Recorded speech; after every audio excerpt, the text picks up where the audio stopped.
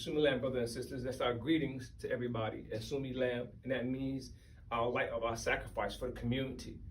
Because that which you say peace, you can say peace, but peace doesn't actually signify just sacrifice. We are looking for sacrificing ourselves to our community, which all the prophets in the past have tried.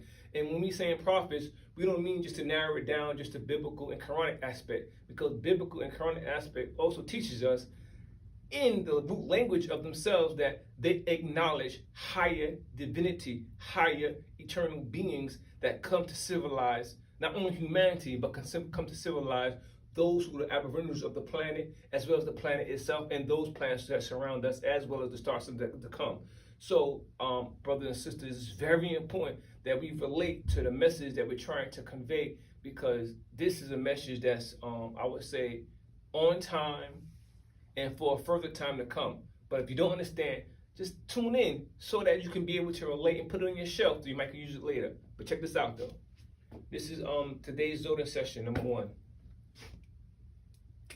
Now, what I'm about to draw for you is very unique. I'm writing a rectangle at first.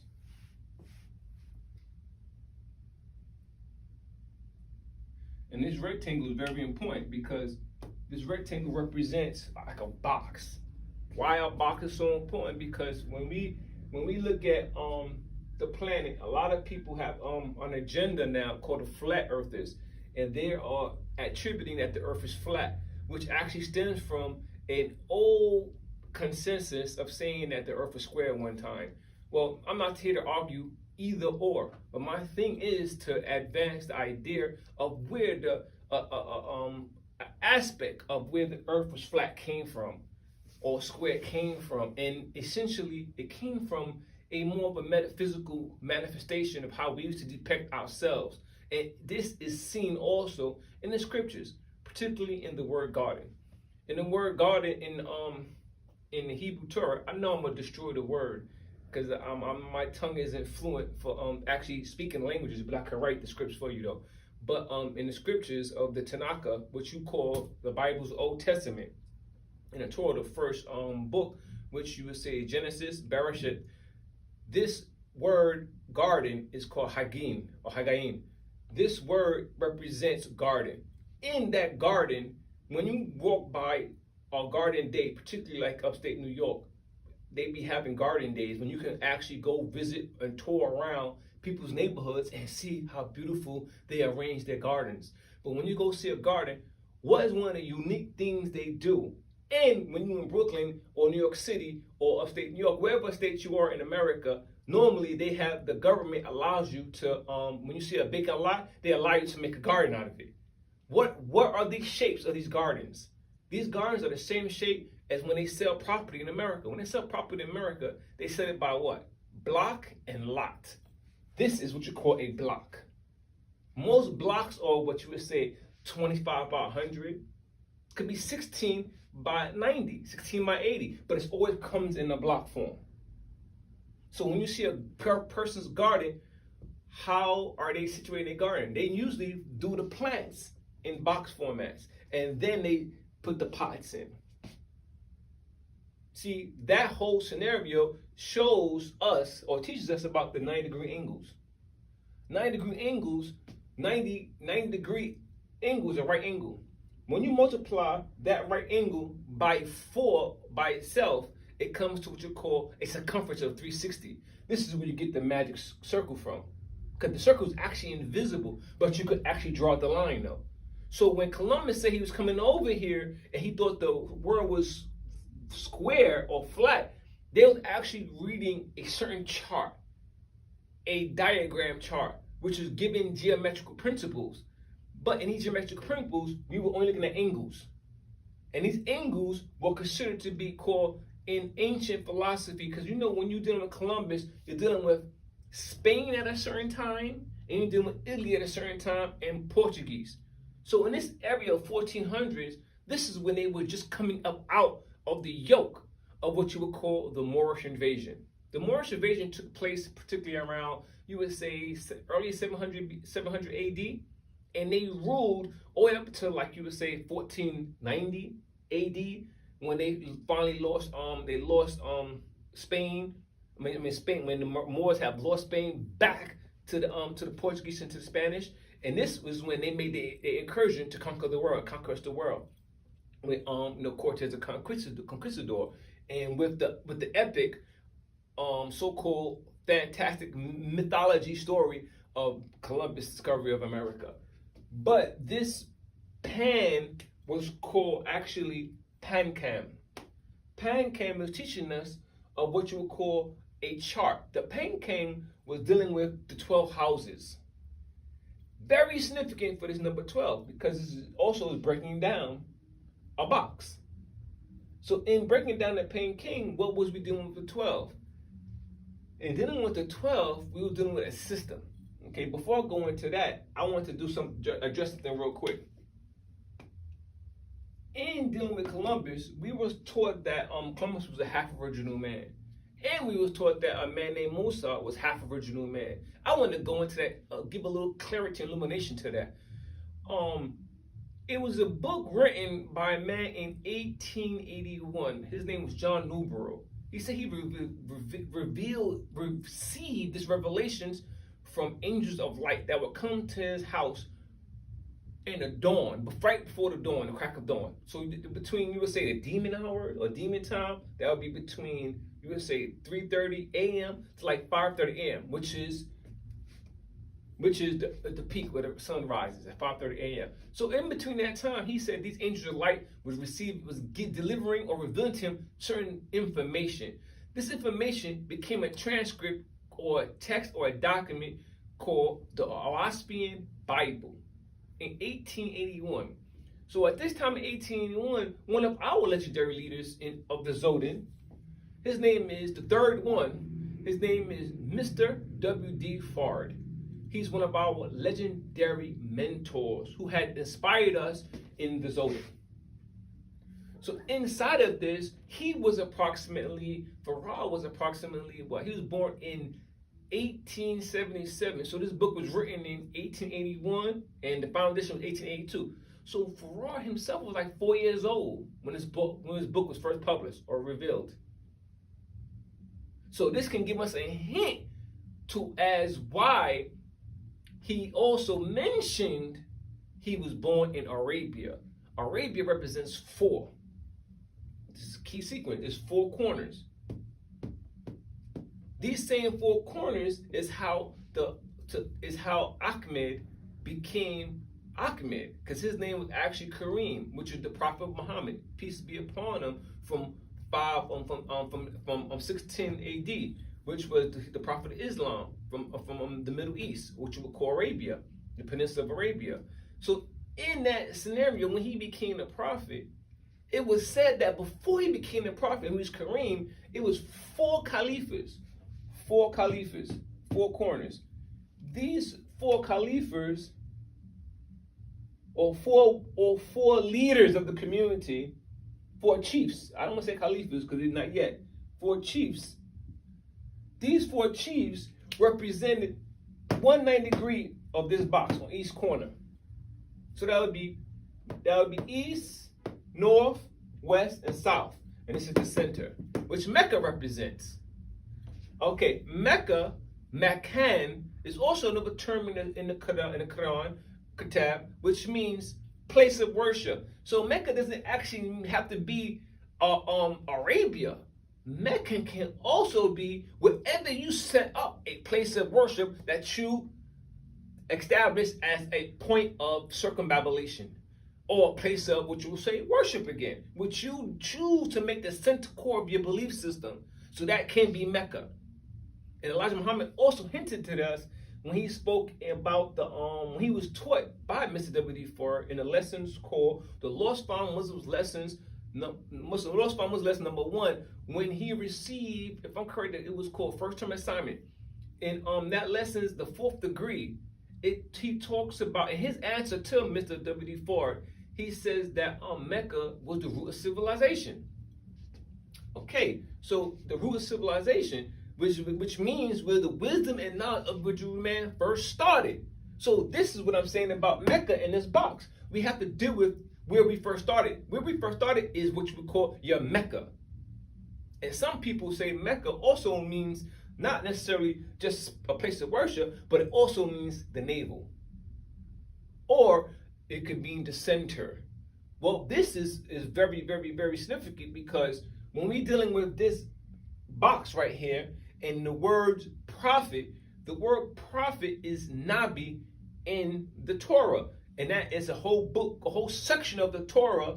Not the Torah, but Torah is a section. The next section after the Torah is Nabavim. And after Nabavim is Ketuvim. So it's 3 books that makes up what you call Tanakh. Tanakh has 3 books. First book is Torah, which is 5 books. Then you got the Nabavim, which is the book of all the prophets, with all the prophets in it. Then you have what you call the writings, which is the Ketuvim. So Nabavim really means the Nabis, which is the prophets, Naba. Naba in ancient Sanskrit meant center or navel.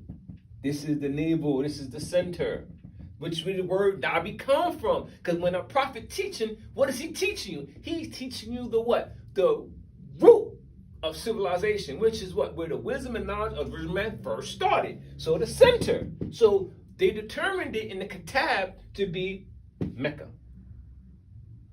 Justification here. So when a prophet received, or a man received inspiration, there are times when the prophet or man that is receiving revelation is not aware that he's being imprinted upon. Like when you watch the movie Twilight, when the werewolf had imprinted upon Bella, and Bella's daughter was in love genetically with the wolf before she was born.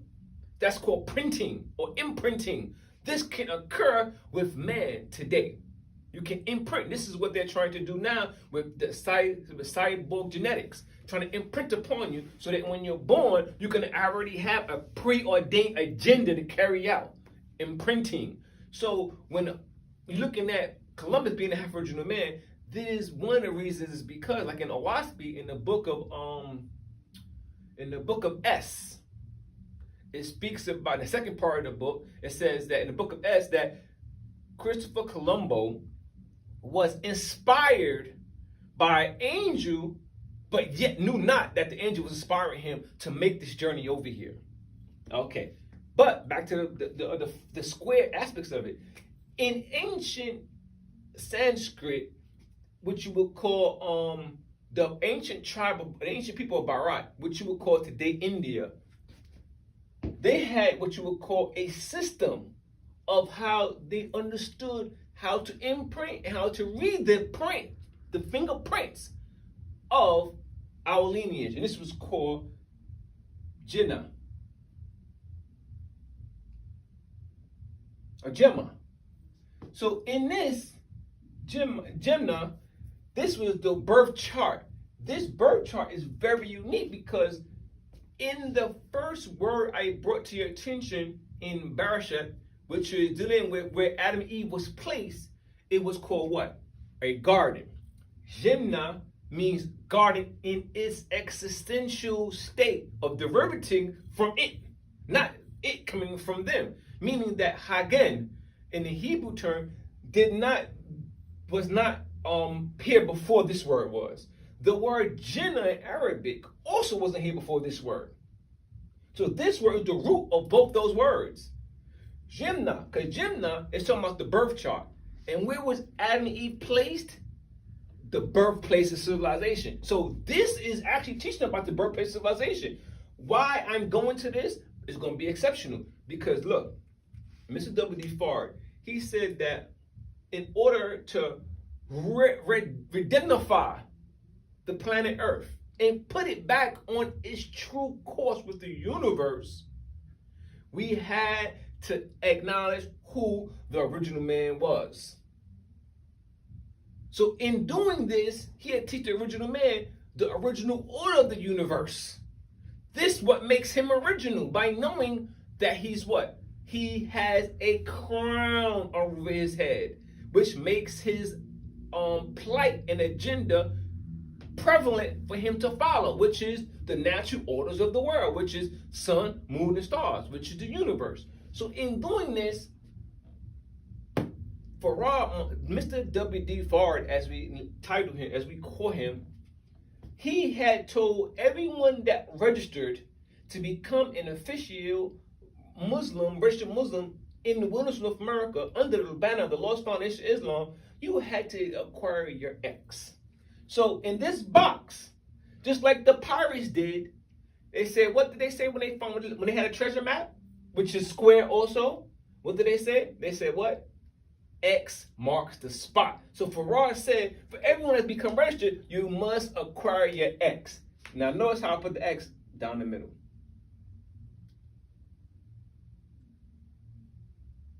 Voila.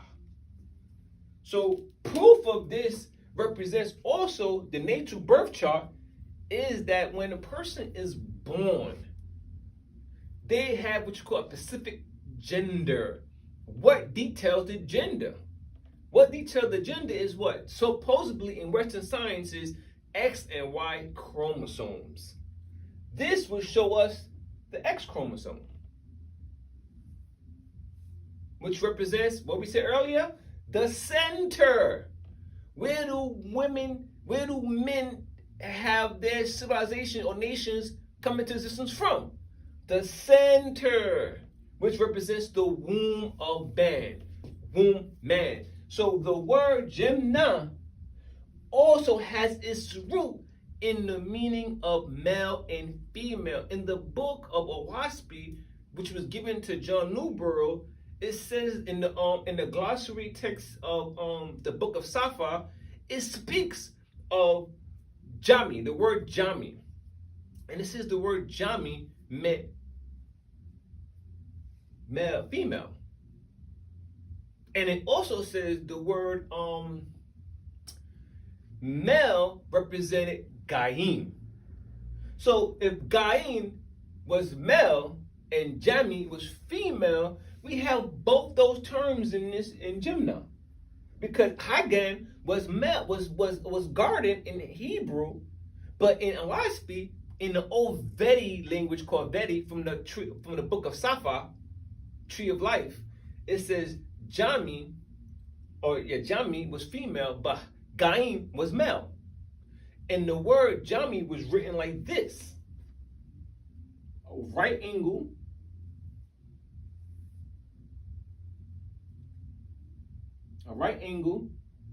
with an X in the middle, with dots on the side. That was Jami, representing the female. So the male, but let's notice that right angle with an X in the middle. This is the same scenario we're looking at when we're looking at the root of the pankan. And I want to deal with the X first because I'm trying to show you that Mr. W.D. Farr, he wasn't giving us some mystical display of knowledge, which is just a mythology. This is beyond a mythology. He was giving us the root of civilization, which is the wisdom and knowledge of where the original man knowledge stems from. Okay, this is very important because a lot of us miss out on these texts because we get so stuck in the minor wars of the sublords. These sub gods enjoy us fighting, bickering, gnashing of teeth on a sub plane. But when we rise up and get into the higher levels of understanding, we can root out the deception amongst us and who's controlling us. So this word is Jami, which represents this over here. But how does this represent this in modern day? I gave you a close analogy of Hagan, which is the garden. But let me bring you closer to state now. When we have in America, we have what you would call in the world today, not just America, we in North America, United States, but today's time, we have what you would call 7 days a week. These 7 days a week have 7 patterns attached to it, which are called 7 planets. And the proof of that is in the names of the days itself. You have Monday. Monday signifies the 2nd day of the week, which is the moon day. I mean, I didn't create English, nor did I create Latin, or nor did I create Greek. But yet, why would they use this as a pattern? Why would they call the days of the week after the planets? They must have a pivotal influence on the civilized world of the planet. So Sunday, which is the first day, would be what you would call Sunday, the sun. So from the sun all the way to the sun would be 7 days a week. So what makes Jimna so important here is this, that on Friday, this is where the people that follow Adam and Eve in the Tanakh begin to follow a certain covenant that goes before Moses' time, before Israel time, but goes back to Adam himself, and before the creation of Adam, because this deals with the creation of Adam. It says that Adam was created on the sixth day. When is the sixth day? The sixth day they call in English Friday. Friday, if you take away the word y at the end of day, you have what? Fard day. That's very important because remember I said Farad gave us this X to signify us. So he was telling us what we are. But on this day, the children that follow Adam and Eve, according to the book of Leviticus inside the Torah, it says that there will be a certain celebration being utilized to signify who they were following as far as their lineage is concerned. They said since they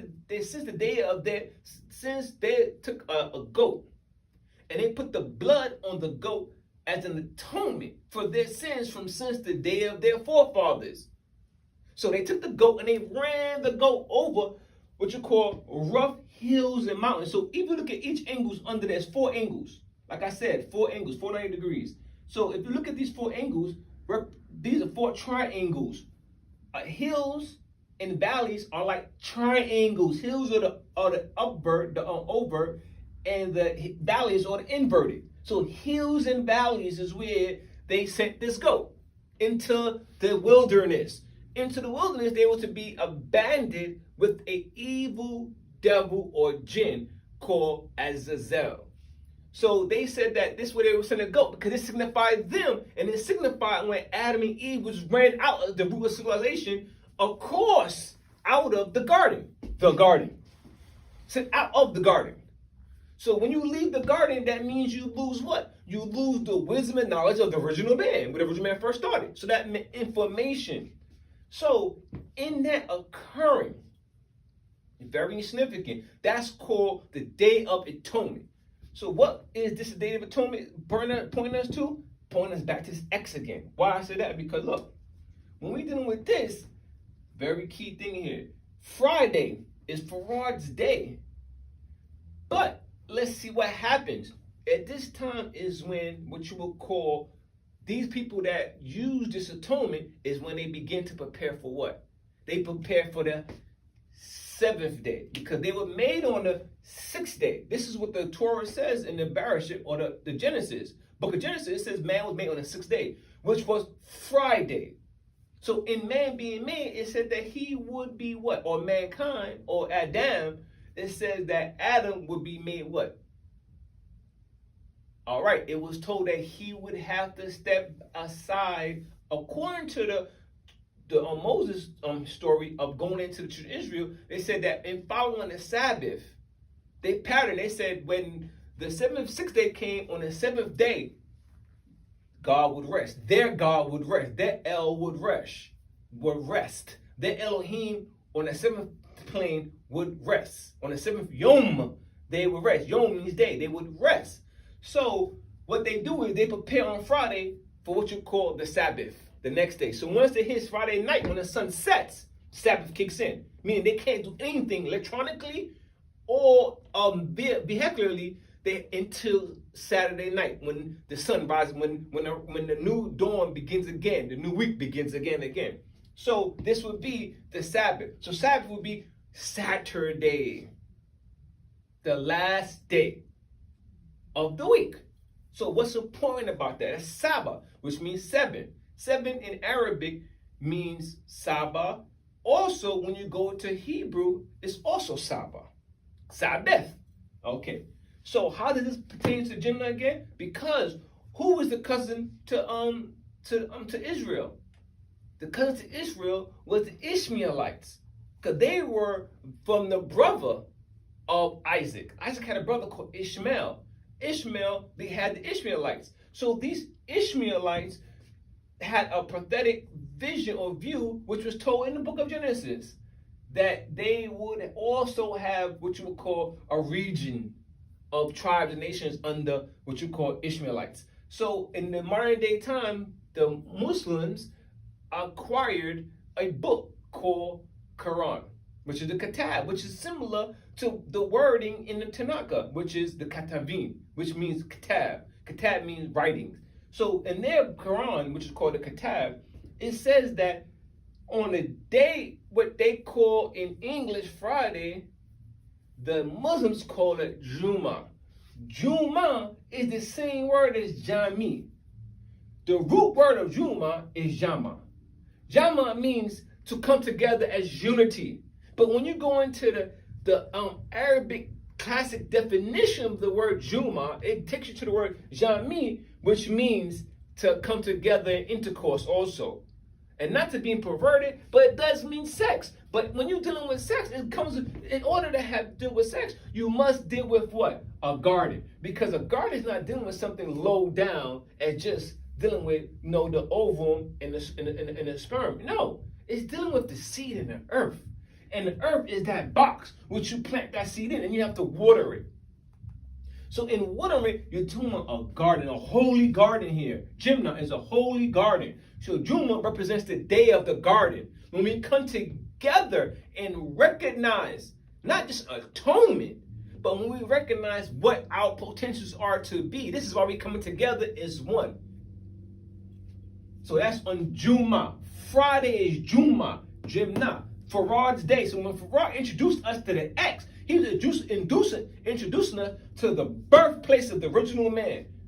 So now what he also did was he also ascribed to us a lesson that was called the problem book to help us understand the mathematical problems or miserable condition of the lost found of the nation of Islam, or the nation of people that he found that were descendants and natives of the earth. So in that problem book, it was given to us what you would say 34 problems. 3 times 4 is what? 12. Okay, now look at this now. So now we have an X here. Now how do we get the Y chromosome? The way you get the Y chromosome is by demarcating, going from the center to the top, making a straight line to the next center. Then the same thing again, making another internal box. Same thing again, and repeat it again. So here you see the Y shape. So you have X and Y chromosomes. Here is the garden of our genetic information template. And this is called what you would call the synchronity and the pancam. The synchronity teaches us about this box, and the pancam teaches us about this box. But the sunranti teaches us about the movements of the sun in these angles. So it says that the synchronity, it teaches us that the angles going from clockwise is 2 hours per angle. So there's 1, 2, 3, 4, 5, 6, 7, 8, 9, 10, 11, 12. There were 12 angles here. So 2 hours in each angle, which is the sun traveling in each degree, 2 hours. It takes 2 hours in each degree. So it's 12 degrees, like 12 inches in a ruler. So these 12 degrees represent the sun traveling. So it's 2 hours in each one. Very important. Remember, 2 hours in each degree. Now the pancam is the obverse, which is counterclockwise. The pancam represents the 12 houses that the sun travel in. These 12 houses represent the 12 zodiac, from Aries all the way to Pisces.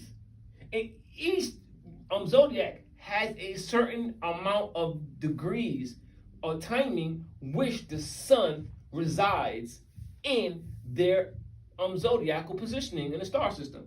So Aries is 1 hour, 36 minutes, and 192 seconds. Taurus is 1 hour, 48 minutes, and 216 seconds.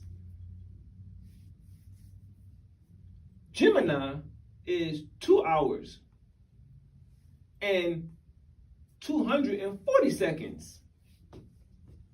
Cancer is 2 hours, 12 minutes, 264 seconds. This is repeated all the way to Sagittarius. Now, when we get back to Capricorn, it repeats itself in the cycle, whereas Capricorn becomes now 2 hours and 240 seconds. Aquarius becomes 1 hour, 48 minutes, and 216 seconds. And Pisces repeats Aries, 1 hour, 36 minutes, 192 seconds. So there's a timing chart upon which the sun can stay in 1 degree, which is the zodiac or house. So why I'm specifying this to y'all is because inside of a box, inside of this box, it is very important because in this box, it says something unique to us. This box also represents a stone. In order to master the timing of this stone and then shape it out and have it form, that represents a perfect stone. But a rough stone or rough ashlar is what we're looking at when it's just a box that has to be imprinted upon. A rough stone a stone in Hebrew tongue would be called eban or bana. This is where Jacob was laying on a stone when he was dreaming. Laying on a stone dreaming.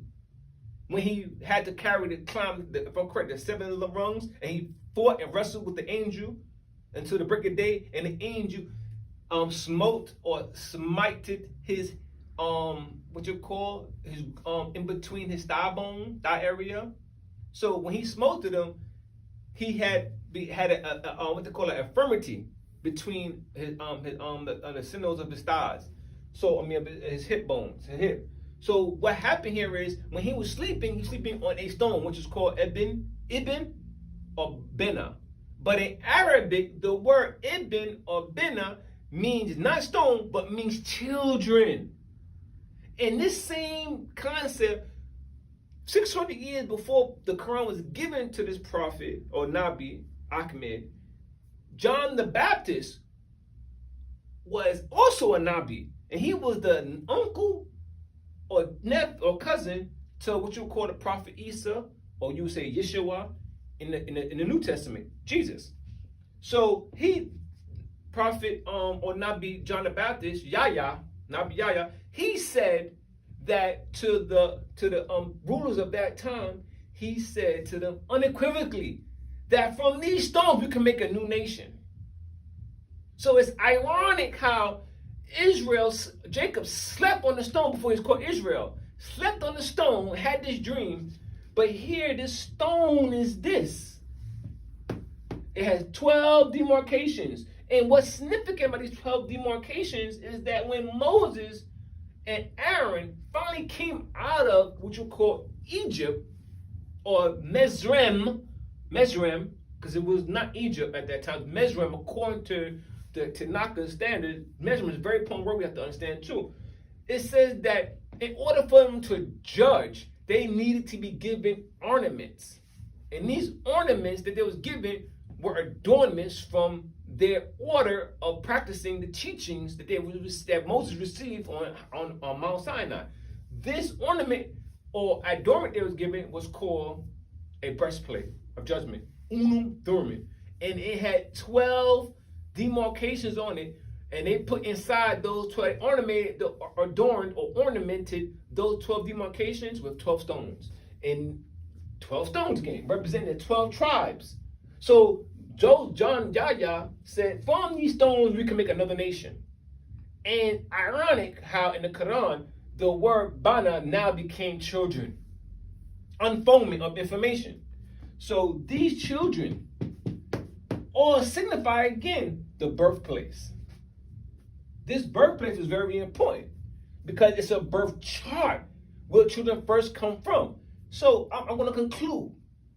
Now, what's very important here is this. I done told you what Jamna means. Come from Juma. Listen carefully now. Now, what's key to it is this. And this is what you would call trying to assist our brothers and beloved sisters of the Nation of Islam and all those who came from under that movement or was dealing with the inception of the teachings of the Kingdom of the Dawn. This is what we're talking about. When you read Awaspi, it's prophesied in Awaspi about the school of the dawn coming. Even Israel Zaradi, in his book dealing with the order of the golden dawn, is talking about the children of the dawn. When you're dealing with this children of the dawn, the word dawn goes back to Friday again, because he represents the dawn. Fajr. Farad also represents the dawn. But the key thing is this. This is what he said to us in the poem book. He said that there will come a time due to the ill effect of how we are being dealt with by a trader that brought our uncle, brought Farad, Mr. W.D. Farr uncle here 3-7 years ago. He said his uncle would be robbed of his air, which is atmosphere. He said, in being robbed of his atmosphere, it says that the total atmosphere had a certain weight to it. But he said that at that time, there was a certain price set on the value of air. And this value of air was set at what you would call cubic feet. 1 cubic foot measures 1,728 cubic inches. And he said that the average man breathes 3 cubic foot of air per hour. He said that 1 cubic foot of air at the selling price then at value was $10.50. So if you had to breathe in an hour's worth of cubic foot of oxygen or air, that would be 3 cubic feet. 3 cubic feet in the selling price would be $31.50. In that time, in today's time, what would be $10.50 in modern time? In modern time, contemporary time, $10.50 would be $171 and change. So if we take the 1050 times and we put $31.50 per hour, $31.50 per hour times 24 will give you approximately where is it at? It will give you $750 per day. That's then. We're not saying what it equals today. Get your calculators to put it together. If it's $171 an hour now, but then it was $10.50. So then $10.50 a day would be $756. Imagine a week. A week would have been then in 1932 would be a week would be $5,292 for 1 week of air. And for 1 month would be $158,760 for 1 month. For 1 year, it would be $1,905,120 million. So imagine if you multiply that by $171 contemporary. This is how much you were spending a year for airspace. Why is this important? It is very important because it's teaching us here that we have to map out our airspace. The sun travels at 2 hours per degree. So this is teaching us that the original man had already mapped out and synchronized the timing of the whole day. And he even mapped out the counterclockwise actions of what energy resources would be available and accessible to us at that time. So that when we come together under Juma and we're going to procreate, we knew what energy patterns would influence us, what lunar mansion would be surrounding us, what star systems would be available energy, accessible energy would be accessible to us, and how it could manage our mental capacity of how we would think and we would need to survive. This is all. People look at astrology and horoscopes as some quack science, but it's quack science when you render it in an English or Latin version, because it's not original. It's half original, meaning that they were inspired with our knowledge without even realizing they were inspired with our knowledge. Thus, you have what you would call today's zodiac stemming from our ancient foreparents. But what they did was they took our mythology, made a mythology, and then took our mythology, our methodology, and made it, which was called Sastra. Sastra in the ancient Sanskrit text was called science. They took our Sastra and made it what you would call a mythology, but then they grafted it and called it science. So they separated our Sastra, made one part of it mythology, then one part of it science. So now you are looking at the world as half original and not even aware of it. But you're not even looking at half original more because the half original is teaching you. So now you're looking at it as an uncivilized person, only looking to satisfy your immediate desires and satisfaction. So thus, we have uncivilized people ruling being at the hegemony of world rulership. So in this right here, this template I'm just showing you, which is the Pancam or the Gemini, which is the natal chart, is teaching us also of how and why it is 7 days in a week. These 7 days in a week is governed by the planets. The zodiac has 2 references. This is why it's 12. How 12 go into 7? Easily. If you take Leo and the moon and you separate it from, which is Leo and Cancer, separate it from, then you have 10 left.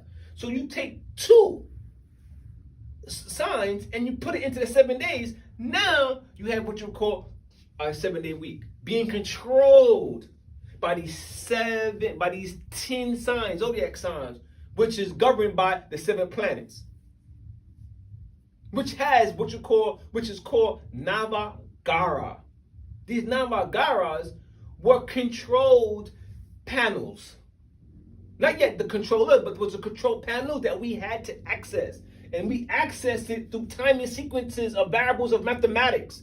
From this mathematics, we can calculate what time you was born. I found out I was born at 5:52 p.m. from doing the calculation of the mathematical sequences. And I was born on the same day that my zodiac was revealed. It is being taught right now. We are being robbed successfully of our atmosphere because it is said that Aries is not revealed in March. Aries' first day is April 13th. Brother, what day was you born? October 25th. October 25th is actually Libra. But they have it in their chart as Scorpio. So that means they are robbing you of a certain leverage of how you balance and weigh and gauge yourself. You can't balance yourself if you are out of timing. If your clock is wrong and you're trying to meet a destination at a certain time, a drop-off point, but your clock is at the wrong timing, will you ever make it on time? No. So you're being robbed of what? Of time, right? Yeah. So how can you successfully do your job? You can't. So that means you're being robbed successfully of atmosphere. Meaning that you don't know what to do at the appropriate moment, appropriate time. You don't know when to plant your seed. You don't know when to water it. You don't know to tend the garden. You don't know to cut the weeds. You don't know what to do because you're not on time. Time. This is all about timing. And Farad was on point. Mr. W.D. Farr told us about this back then. Why I'm bringing this up is because Elon Musk and NASA or X are trying to build space stations. If you are in a space station or a spaceship, or even underwater, what do you need to breathe? Oxygen. Air. Without air, you cannot survive in outer space or underwater. So you need oxygen in these oxygen tanks. So air is going at the selling value price of $10.50 per cube, and 3 cubic feet is what man needs, or man averagely breathes per hour. This is very important, brothers and sisters, because let me show you something here. It was taught that by Mr. W.D. Farr that a certain KV came to his uncle and said to his uncle, do not use too much water unless it's necessary. So the uncle then began to use only 40 gallons of water per day. That's it. 7 gallons of water equals 1 pound. So 40 gallons of water is approximately what? What, 6 pounds? Because 7 times 6 is what, 42, right? That's only 6 pounds of water he was using, approximately. But Mr. W.D. Farr said his second uncle, who civilized the caveman when he was on treetops and dug holes on the sides, on the hillsides, on the sides of the road, on the sides of hills, 2000 BC, 2000 years ago, approximately 4000 BC, he said he uses 200 gallons of water. So if you so he said, how long would it take for the second uncle and the first uncle to empty out this KV's lake at the above rate together? That would be 240 gallons. So 240 gallons is approximately what? This is very important. All this information is important because this leads us back to only 40 pounds. So 40 pounds is shy of 1 cubic what? It's like approximately, you said, it's approximately fits into 1 cubic. So if the average man breathes approximately 3 cubics per hour, that means he breathes approximately 200 pounds in 1 hour. I mean, in 1 hour. This is very significant. This is very significant for us. Because what we're doing here is we have to not allow someone else to use our airspace, but for us to use it ourselves. So he said that they would go out, he said that they would be selling air. What Elon Musk is about to do, he's about to buy quadrants of the space and time on Earth and purchase air rights so they could be able to convert these atomic particles into oxygen. So what we gotta do is we gotta be ahead of them and listen to Mr. W. Farr and understand what's the common Earth weighs. Common Earth weighs 80 pounds, he said. Common Earth is 80 pounds. So we gotta be able to acquire these squares, this land mass, our gardens. So when it comes to the time of selling air, we could mark up our air. You get where I'm coming from? Not only our air, we could mark up our brain power. That's what it's really dealing with, our brain power. We got to use more. We got to exercise more than 40 pounds of brain power.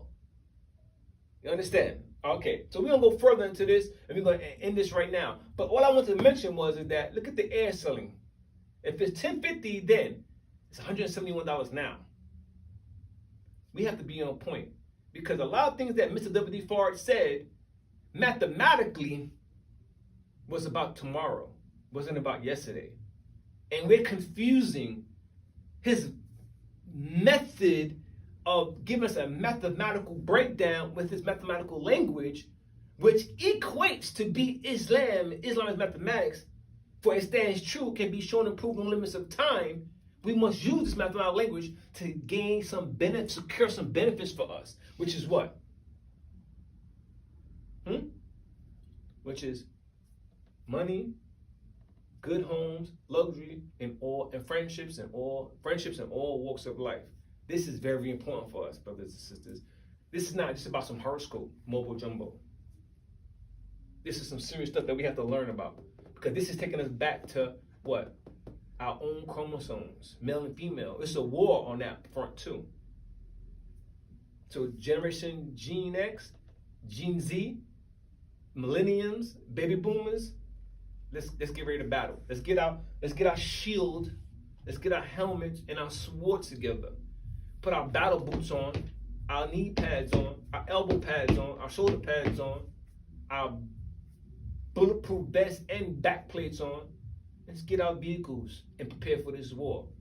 All those communities, Hebrew Israelites, different Hebrew Israelites, Christians, different Christians, Moorish Americans, different Moors, the nation of 5%, nation of gods and herbs, all our Freemasonic brothers, all our Shriner brothers, all our East sisters, all our Fatal sisters, all our Knights, all our Shriners. We have and all our different organizational, nonprofit organizations, orders. We have to understand how to move in modern time with modern equipment, or else we will be set back as just being what Mr. W. Farr called the rusty locks. And he said the laborers of Islam said there will be no time. There is no time. Time is not sufficient. It was no sufficient time to oil the rusty locks. We cannot keep continuing buying you ever heard of, I'm in my man's whip, meaning that I'm on his plane. You can't just accept this Satan's used car, and use it to go down a hill at approximately 250 pounds, going down a hill 48 miles per hour. It's not going to work. We got to do better than that. We have to create our own modes of vehicles, our own planes, like the mother plane. We have to create our own mechanical apparatus, which is this that can allow us to function so we can be accepted by that mother of planes. So as I open, is how I close. Eskatilam, like I said, is light again. Kati is building. It's building. And our building is for our sacrifice. Our light of building is sacrifice for our community. So, brothers and sisters, we leave you as we came. Leave you as we came. Eskati Lam. And we hope you understood our journey and related to our message, because it's very important. This message is very important. Eskati Lam, brothers and sisters.